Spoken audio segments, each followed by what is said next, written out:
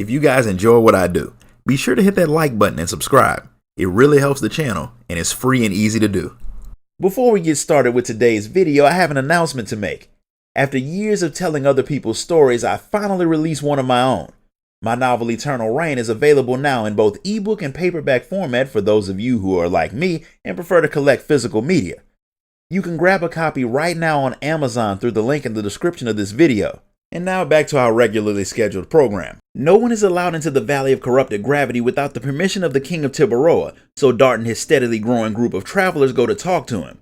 It would be pretty easy to get a meeting if Albert wasn't trying to keep his identity a secret, but since revealing who he is may cause more harm than good, Dart and his crew have to find another way to get past the very large man whose job is to keep everyone out of the castle. Since there are so many bandits in the area, letting visitors in without someone well known to vouch for them isn't going to happen.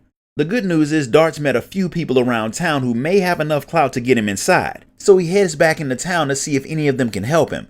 Fester may be able to do what he needs, so Dart lets him know how he got robbed by a member of the Gyric gang and he needs to find a way into their hideout to recover his stuff and to save Lynn. Since that seems like a noble, if a bit unsafe cause, Fester takes Dart and his friends into the castle since he has a job that lets him come and go at will. He just so happens to be the caretaker of Princess Lisa. King Zior doesn't seem to be all there upstairs, but he doesn't have a problem giving Dart and his friends permission to enter the valley since they know the risks. However, since it's late and the valley's pretty dangerous even in the daytime, the king lets Dart and the others stay in the castle for the night. Princess Lisa already knew that the group was coming since she had used astrology to predict the future, something that works a lot better in fantasy worlds than it does in the real one despite what some people think, and she wanted to talk to Dart. She proves that her skills really do show her things by letting the group know that she knows exactly who Albert is, and she called on them because she needs their help. Something is wrong with her sister Emile. 6 months ago, the two of them had gone out horseback riding when her sister's horse started to act crazy and took off. Whatever made the horse go wild knocked Emile unconscious in the forest, so Lisa and her servants chased after her sister to try and catch her. When they found her, she was on the ground out cold, but she wasn't hurt. The thing is, when she woke up, her entire personality had changed, which is why she turned from a woman that everyone liked to the very insufferable person that she is now. She seems like a completely different person altogether, but their father was happy about the change. Lisa is pretty sure something odd is going on, and it has something to do with the Gyric gang. Tibaroa has more bandits in it than most people realize, and things have been getting a lot worse lately, and all of that started after Emile changed. Lisa has read the stars, and it says that these two events are connected. Her readings also told her to never hand over the moon, which she's positive has something to do with her country's national treasure, the moon dagger. And that's supposed to be given to Emile when she turns 20 in a few days. Since that's the second divine object, both Dart and Albert are pretty sure that all of this weirdness ties back to Lloyd, which makes it even more important for them to deal with Lisa's problem. After eating dinner with the king and getting to see that Emile eats and talks like she has no home training, they call it a night and get ready to head out to get Dart's Dragoon spirit back because he's definitely gonna need it. The Valley of Corrupted Gravity is an odd place where gravity does not work the way that it's supposed to, which is a big part of why it's so dangerous. The effects of the battle between the Dragoons and the Winglies during the Dragon campaign caused nature to change permanently in the area, which shows just how much power they used during the war. The corpse of another one of the Virage is still there too, and unlike the one that Dart and the others fought in the volcano, this one is fully formed. Shauna can hear the thing in her mind just like she could hear the last one, and she knows that it's gonna attack if they get close to it. Unfortunately, walking by it is the only way to get to where they need to go, and the moment they do it, it wakes up and tries to kill them. All of the Dragoons manage to hold the thing off, but when it reaches for Shauna, her weird powers kick in and she blows it off of the cliff.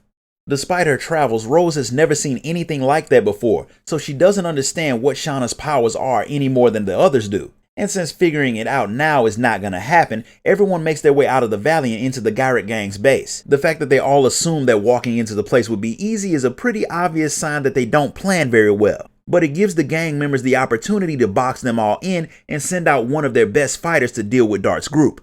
Hashel recognizes the guy's fighting stance since the only place that particular style is taught is from his village.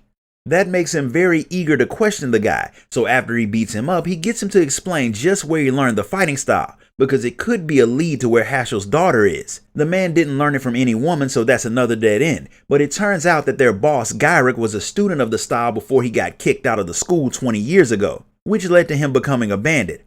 Old people tend to forget things, but after hearing the story, Haschel remembers teaching a guy named Gyrick and kicking him out since he wasn't exactly the most disciplined student.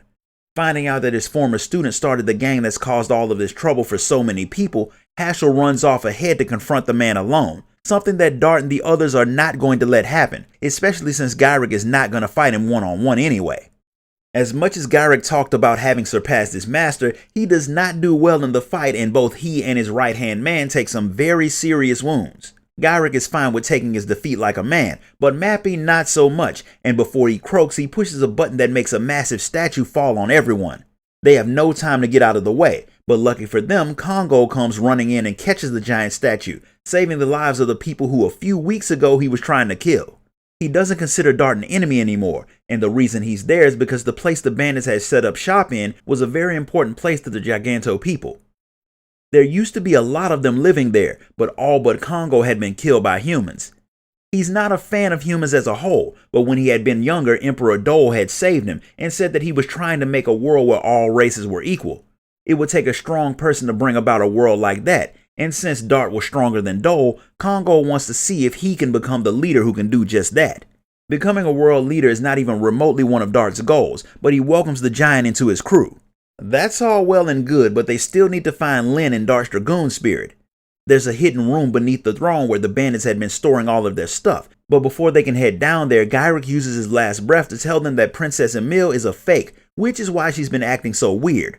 The real princess is locked away somewhere in the castle. Unfortunately, that's all he gets to say before he dies. Haschel heads off to bury his old student while Dart and the others go looking for Lyn. They find both him and the Dragoon spirit in the secret room. So with everything that they came for present and accounted for, Dart and the others head back to Fletch to let everyone know that the Princess Emile that they've been dealing with is a fake, so they can get started on looking for the real one, if she's still alive. And that's where we're going to stop for today. If you enjoyed this video, be sure to like it, comment, share it, and subscribe.